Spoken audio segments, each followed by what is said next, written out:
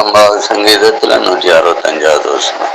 உம்முடைய வேதத்தை நேசிக்கிறவர்களுக்கு மிகுந்த சமாதானம் உண்டு, அவர்களுக்கு இடறுதல் இல்லை. உடைய வேதத்தை நேசிக்கிறவர்கள் என்ன உண்டு? மிகுந்த சமாதானம். அவர்களுக்கு என்ன இல்லை? இடறுதல் இல்லை. இப்ப சமாதானத்துக்காக நம்ம என்ன செய்யணும் அப்படின்னு ஒண்ணு பார்க்கலாம்னு நினைக்கிறேன். இன்னைக்கு வாழ்க்கையில சமாதானத்துக்கு என்ன செய்யணும்னு அனைவருக்கு தெரியல. சிலர் பல விதமா சமாதானம், வாழ்க்கை தேவையே சமாதானம் தான். சமாதானத்தை மீறின எதுவுமே இல்லை. அப்ப அந்த சமாதானம் எப்படி ஒரு மனுஷனுக்குள்ள வரும்? எங்க சங்கீதத்துல என்ன சொல்லிடும்? வேதத்தை நேசிக்கிறவளா இருக்கு போதும். 37வது சங்கீதம் 11வது வசனத்துல வாசம்னா அங்கேயும் ஒரு சமாதானம் இருக்கும். அது யாருக்கு சமாதானம்? 37:11. சாந்த குணம் உள்ளவர்கள் பூமியை சுதந்தரித்து மிகுந்த சமாதானத்தினால் மனமகிழ்ச்சியா இருப்பார்கள். அப்ப இங்க யாருக்கு சமாதானம்? சாந்த குணம் உள்ளவர்கள். வேதத்தை நேசிக்கிறவர்களுக்கும் சமாதானம் இருக்கு, சாந்த குணம் உள்ளவர்களுக்கும் சமாதானம் இருக்கு. இனி அடுத்த யாருக்கு சமாதானம் அப்படின்னு பார்த்தோம். 57:17-19 வரை வாசிப்போம். 57:17 நான் அவர்கள் பொருளாசை என்னும் அக்கிரமத்தின் நிமித்தம் கடுகோபமாகி அவர்களை அடித்தேன். நான் மறைந்து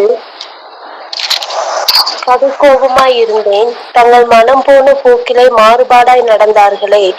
அவர்கள் வழிகளை நான் பார்த்து அவர்களை குணமாக்குவேன். அவர்களை நடத்தி திரும்பவும் அவர்களிலே துக்கப்படுகிறவர்களுக்கும் ஆறுதல் அளிப்பேன். தூரமாய் இருக்கிறவர்களுக்கும் சமீபமாய் இருக்கிறவர்களுக்கும் சமாதானம் சமாதானம் என்று கூறும் உதடுகளை சிருஷ்டிக்கிறேன். அவர்களை குணமாக்குவேன் என்று கர்த்தர் சொல்கிறார். சரி, இப்ப இங்க யாருக்கு சமாதானம்? பொருளாசை இல்லாதவர்களுக்கும் மற்றவர்களுக்கு சமாதான செய்தி அறிவிக்கிறவர்களுக்கும். பொருளாசை இல்லாதவர்களாகவும் சமாதான செய்தி அறிவிக்கிறவர்களுக்கும் சமாதானம். செவ்வாய் காலையில அதிகமான ஒரு சிந்தனை இல்லை, கொஞ்ச நேரத்தை சிந்தனைக்காக தேவன் தந்த ஆலோசனைய ஏற்கனவே நேற்றைக்கு முந்தின வசனத்தோட பார்த்துட்டு இருந்தோம். அதாவது தேவனை துதிக்கிறது எப்போதும் என் நேரம் காலமும் துதிக்கணும்னு சொல்லி கீழே என்ன எழுதியிருக்கு அப்படின்னு பார்த்தீங்கன்னா, வேதத்தை நேசிக்கிறவங்க மிகுந்த சமாதானம் அப்படின்னு சொல்லி இருக்கு. சமாதான வேதத்துல எங்கெல்லாம் நிறைய இடத்துல வருது. ஆண்டவர் நீயோ அந்த சொல்லுவார், உலகம் கொடுக்கும் எடுக்க முடியாத சமாதானம் உங்களை வைத்து போறேன்னு சொல்லுவாரு. அந்த பகுதிகளுக்கெல்லாம் நம்ம இப்ப வரல. கொஞ்சம் சுருக்கமா சமாதானம் யாருக்கு கிடைக்கும்? வேதத்தை நேசிக்கிறவனுக்கு கிடைக்கும். சமாதானம் யாருக்கு கிடைக்கும்? சாந்த குணம் உள்ளவர்களுக்கு சமாதானம் கிடைக்கும். சமாதானம் யாருக்கு கிடைக்கும்? அதாவது பொருளாசை இல்லாதவர்களாயிருந்து நற்செய்தியை அறிவிக்கிறவர்களுக்கு கிடைக்கும் சமாதானம். யாருக்கெல்லாம் பொருளாசை இருக்கோ அவங்க என்னதான் போதித்தாலும் அவர்களுக்கு சமாதானம் ஆண்டவர் கொடுக்க போறதில்லை.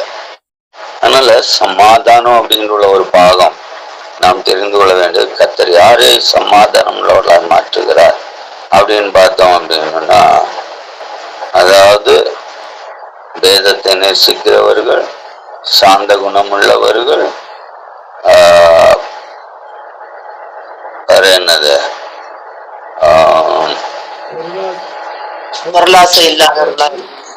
பொருளாசையற்றவர்களும் கடைசியா சமாதானத்தை அறிவிக்கிறவர்களுமா இருக்கணும். பொருளாசை இல்லாம சும்மா இருக்க முடியாது. சமாதானத்தை அறிவிக்கிறவர்களுக்கும் தான் ஆண்டவர் என்னது 32:17 வாசம் அப்படிங்க. நீதியின் கிரியை சமாதானம், நீதியின் பலன் என்றுமுள்ள அமெரிக்கமா இருக்கிறது. அப்போ அடுத்து யாருக்கு சமாதானம்? ஏசாயா 32:17. அதன் பிரகாரம் நீதியின் கிரியை உள்ளவர்களுக்கும் சமாதானம், வேதத்தை நேசிக்கிறவர்களுக்கு சமாதானம், சாந்த குணம் உள்ளவர்களுக்கு சமாதானம். அக்கிரம் அது என்னது 17 என்ன வருஷத்தம் 57 17 பொருளாசை இல்லாதவர்களுக்கு சமாதானம்.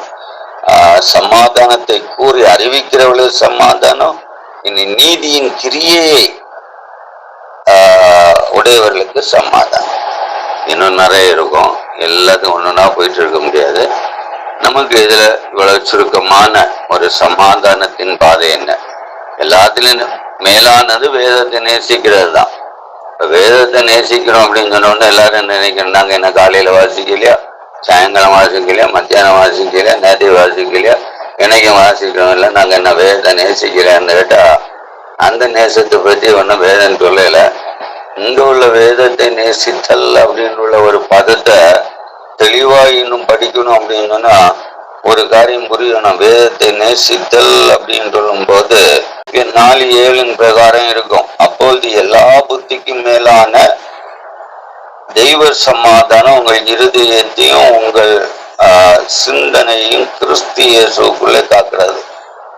அதாவது வேதம் தருகிற சமாதானம் சொல்றது எப்படி?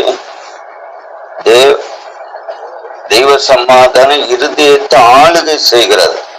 அதாவது வேதத்தை நேசிக்கிறது அப்படின்னா இருதயத்தை வேதம் ஆளுகை செய்யணும். ஆசை இருக்கும், நமக்கு பலவிதமான விருப்பங்கள் இருக்கும், இதெல்லாம் வச்சுட்டு தான் நம்ம ஜெபம் பண்ணிட்டே இருப்போம். ஆனா நம்ம ஒன்னையும் வெளியே காட்டிக்கிடவே மாட்டோம். ஆனா எவ்வளவுதான் ஜெபம் பண்ணாலும் அடுத்த நிமிஷம் சமாதானத்தினுடைய குறைபாடை தான் பார்க்க முடியும், சமாதானத்தின் நிறைவை பார்க்க முடியாது. அப்ப அதான் இங்க திட்டமாய் சொல்லப்பட்டதுன்னா சமாதானத்தின் மார்க்கம் என்ன அப்படின்னு கேட்டா இவ்வளவுதான். வேதத்தை நேசிக்கணும். எப்படி நேசிக்கணும்? அது இருதயத்தை அது ஆளுகை செய்கிறது போல இருக்கணும். வேதத்தை நேசிக்கிறேன்ல, இருதயம் வேதத்தால் ஆளுகை செய்யப்படணும்னு சொன்னா இப்ப நமதான் தெரியும். வேதத்தால் ஆளுகை செய்யப்பட வசனம் நம்ம வாழ்க்கையினுடைய எல்லா காரியத்திலும் வசனத்தை மையப்படுத்தி நடக்கணும்னு அர்த்தம். இல்லாம வேதத்தை நேசிக்கிறேன் அப்படின்னு சொல்லிக்கிட்டு இப்ப இடையில ஒரு இது பார்த்து ஒரு லாரி ஃபுல்லா ஒரு பைபிள் கை கொண்டு எழுதுன ஒரு பைபிள் ஒரு லாரி அளவுக்கு வெயிட் இருக்கு. அது 10 டன்னுக்கு மேல இருக்கு. அப்படி ஒரு பழைய ஒரு பைபிளை எடுத்துட்டு போனாங்க. அப்ப அப்படிப்பட்ட ஒண்ணு அந்த தூக்கிட்டு போன லாரிக்காரன் ஆண்டவரை நேசித்தானா? அப்படி ஒண்ணும் இல்லையா? அந்த வேதம் அவ்வளவு பெரிய 10 டன்னு கிட்ட பேப்பர்ல எழுதி ஒரு வேதத்தை நிவர்த்தி செய்து வச்சு ஒன்னா அதனால எவனாவது மனம் திரும்ப அந்த கேட்டா நிச்சயமா கிடையாது. அதை பார்த்துக்கிட்டு வாயை பிளந்துட்டு தான் நம்ம நிக்க முடியுமே தவிர அதனுடைய அந்த அதுல எழுதப்பட்ட புரட்டை கூட நம்ம ஒண்ண முடியாது. அவ்வளவு பெரிய வெயிட் உள்ள ஒரு வேத புஸ்தகம்.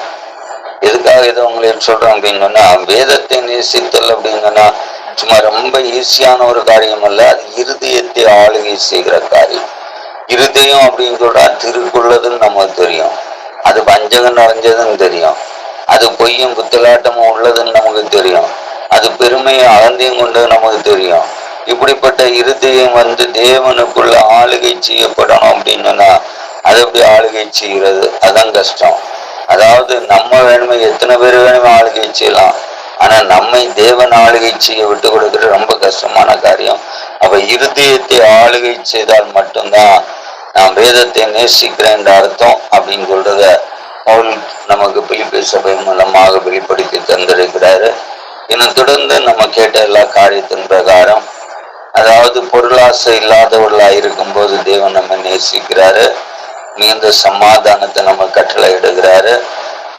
மற்றவர்களுக்கு மற்றவர்களுடைய சமாதானத்தை நாடும் போது நமக்கு சமாதானத்தை தருகிறாரு. நம்ம யாருதான் நம்ம சமாதானத்தை நாடுவோம்? எல்லாருக்கும் ஏதாவது ஒரு வகையான அழிவு வரணும் அப்படின்றதான் எல்லாம் இந்த உலகம் நினைக்கிறது தவிர நிச்சயமா யாரும் சமாதானத்தை கட்டளையிடக்கூடிய தெய்வ சமூகத்துல போவோம்னு சொல்லிட்டு யாருமே வாஞ்சிக்கிறது கிடையாது. அப்படிப்பட்ட நிலைமையில இருக்கிறதான இந்த சூழ்நிலையில தெய்வ சமூகத்தினுடைய காலையில நம்ம ஒப்பு கொடுத்து செபிப்போம்.